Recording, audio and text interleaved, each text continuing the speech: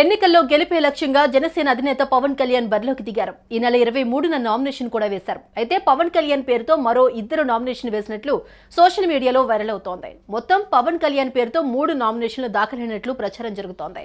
ఇందులో వాస్తవం ఎంత అనేది ఇప్పుడు చూద్దాం. కాకినాడ జిల్లా పిఠాపురం అసెంబ్లీ నియోజకవర్గం ఈసారి పవన్ కళ్యాణ్ పోటీతో గుర్తింపు పొందింది.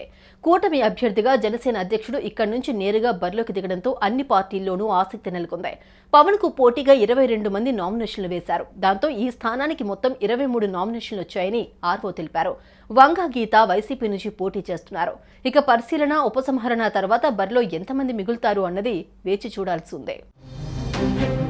ఇదిలా ఉంటే కొన్ని స్థానాల్లో ఒకే పేరుతో 2-3 నామినేషన్లు వచ్చాయంటూ సోషల్ మీడియాలో ప్రచారం జరుగుతోంది. అందులోనూ పిఠాపురం బరిలో నిలుస్తున్న జనసేన అధ్యక్షుడు పవన్ కళ్యాణ్ పేరుతో ఏకంగా 3 నామినేషన్లు దాఖలయ్యాయని ఓ వార్త వైరల్ అవుతోంది. అయితే అందులో నిజమేంటంటే పిఠాపురం నుంచి ఎమ్మెల్యే అభ్యర్థిగా జనసేన అధ్యక్షుడు పవన్ కళ్యాణ్ 23వ తేదీన నామినేషన్ దాఖలు చేశారు. అయితే కొణిదెల పవన్ కళ్యాణ్ పేరుతో కోనేటి పవన్ కళ్యాణ్, కనుమూరి పవన్ కళ్యాణ్ పేరుతో కూడా నామినేషన్లు దాఖలైనట్లు ప్రచారం జరుగుతోంది. పవన్ కళ్యాణ్ పేరుతో వేరే వాళ్లు కూడా నామినేషన్లు దాఖలు చేశారని సోషల్ మీడియాలో వార్తలు వైరల్ చేస్తున్నారు. నిజానికి ఎన్నికల కమిషన్ వెబ్సైట్లో చెక్ చేస్తే పవన్ కళ్యాణ్ పేరుతో 3 నామినేషన్లు ఉన్నట్టు కనిపిస్తున్నాయి. కానీ అవి వేరే వాళ్లు వేసినవి కాదు. ఆ 3 పవన్ కళ్యాణ్ దాఖలు చేసినవే. 3 కూడా కొణిదెల పవన్ కళ్యాణ్ అనే ఉన్నాయి. కొంతమంది నేతలు నామినేషన్ దాఖలు చేసేటప్పుడు 2 గానీ 3 గానీ సెట్ల అఫిడవిట్లు సమర్పిస్తారు.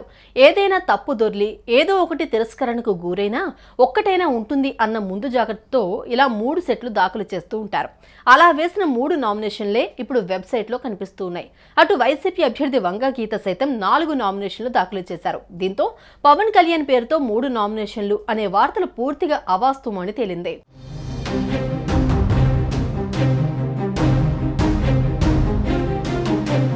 సుమన్ టీవీలో మీ పర్సనల్ అండ్ బిజినెస్ ప్రమోషన్స్ కోసం కింది నెంబర్కి కాంటాక్ట్ చేయండి.